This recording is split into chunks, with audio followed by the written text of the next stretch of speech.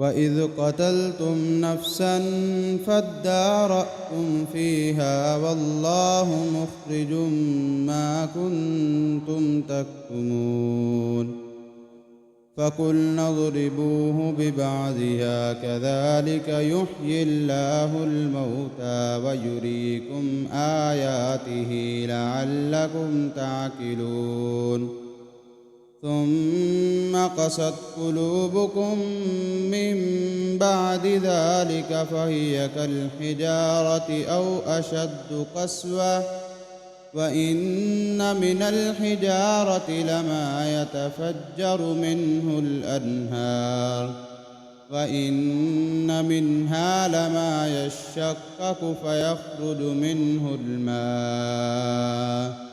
وإن منها لما يهبط من خشية الله وما الله بغافل عما تعملون أفتطمعون أن يؤمنوا لكم وقد كان فريق منهم يسمعون كلام الله ثم يحرفونه من بعد ما عقلوه وهم يعلمون وإذا لقوا الذين آمنوا قالوا آمنا وإذا خلا بعضهم إلى بعض قالوا أتحدثونهم بما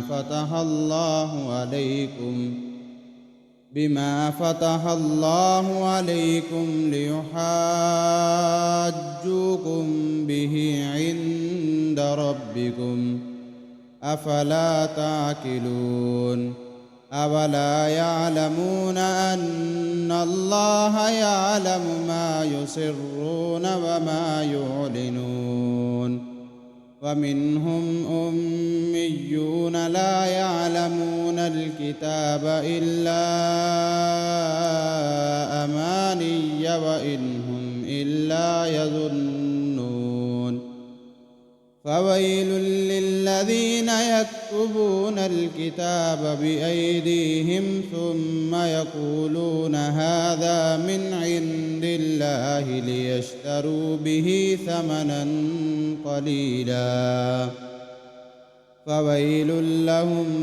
مما كتبت أيديهم وويل لهم مما يكسبون وقالوا لن تمسنا النار إلا أياما معدودة قل أتخذتم عند الله عهدا فلن يخلف الله عهده أم تقولون على الله ما لا تعلمون بلى من كسب سيئة وأحاطت به خطيئته فأولئك أصحاب النار هم فيها خالدون والذين آمنوا وعملوا الصالحات أولئك أصحاب الجنة هم فيها خالدون